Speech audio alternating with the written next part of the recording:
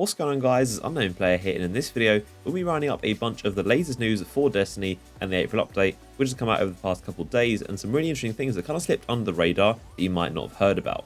So firstly, Bungie created this website which kind of lists how to get to 335 and all the methods and activities available. It's called the Light Journey, and I'll link it in the description if you want to check out for yourself and see how your character can get to the max of 335. But one of the activities was hunting down Malok, and it said complete the At the Gates questline and earn the Taken Sword called Dreadfang. So now we actually have a name for this Taken Sword. We know it's called Dreadfang, which you didn't actually know about before, and it also says you'll get it at 310. So that is the light level you will obtain the Dreadfang sword at. And once again, you complete the quest called At the Gate, which involves taking down Malok. I think it involves the actual first mission, or the only mission in the April update, and you get it from barracks. And once you do that, it will give you the Dreadfang sword. Now, not only that, but you also defeat Malok in the Blighted Chalice Strike, and it says that will give you a chance for the Taken shotgun, which is called Stolen Will, and that will drop at 335. I'm not sure if they mean up to 335, but they literally just said Taken shotgun light 335. So we're not sure if that means it's guaranteed, if it does drop, to be at 335, or whether it's a case of it can drop up to it. But they simply did say that it will drop at 335.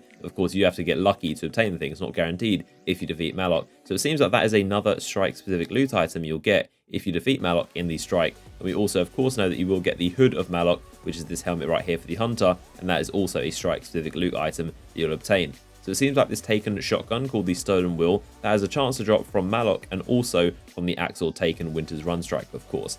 Now, another thing that I found really interesting in this Light Journey website is that they said a lot of things about engrams. Firstly, some stuff that we already kind of know is that exotic engrams grant items up to 335, and non-exotic engrams will now grant items up to 310. Before they, of course, went up to 300, but now they're going to go up to 310, and that includes the legendary and the rare engrams. They will now drop stuff up to 310 gear. But the interesting thing that I found was that engrams will guaranteed to drop an item with a light value higher than your total light. So what that means is it will always try to drop an item that is higher than your actual light level, not the light level on the gear that you're wearing, but if I'm, say, light level 320, for example, and I decode a helmet engram, it's going to guarantee to drop me an item at least light level 321, which is above. It doesn't matter what my actual helmet is, it's not going to try and match that, but my actual light level is going to be what's taken into factor here. So it's really important that you are the highest level possible when decoding engrams, because every single one is actually going to boost your light level. That's actually a really, really big thing. I thought it was kind of brushed over, not when people kind of talked about it, and they kind of slipped it in there. They didn't really make a big deal about it, but I think that is a really big change.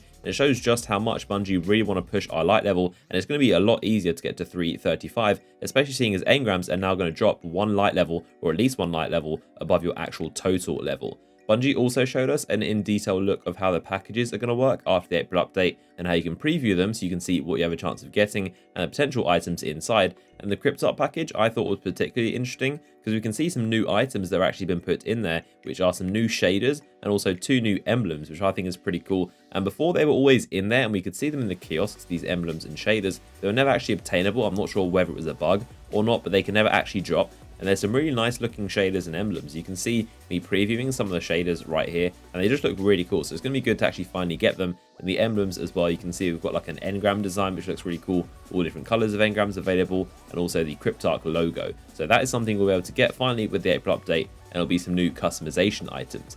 Now, something else is some brand new Trials gear we're getting. I say new, I mean, it's pretty much the same, but like slightly reskinned. Almost look like you've got a different shader on it. But it's basically like this gold and blue theme, and it appears to be this 3rd season of Trials armor.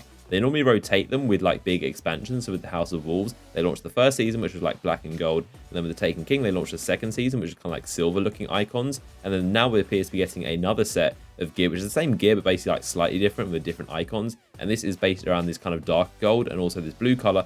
It doesn't look too different at all. It pretty much looks the same, and you probably won't notice it with a shader on, but now they're instead wearing these like blue little Apple watches on their wrists as well. That's like an addition, and of course the Warlock Bond will be slightly different as well. So those are a new sets of Trials gear, and of course I've mentioned in previous videos how they're doing a brand new emblem for when you go flawless in Trials, and they're going to be retiring the old one and adding in a new one. So it's almost like a 3rd season of Trials at Vazaris. So that makes me wonder if we're going to be getting a new set of weapons in Trials as well. It's something we saw with the Taken King, of course. We've got a new set of armor, a new emblem, and new weapons. So seeing as we're getting new armor and a new emblem, I'm wondering if there will be a weapon as well. But who knows at this point, that's just my guessing.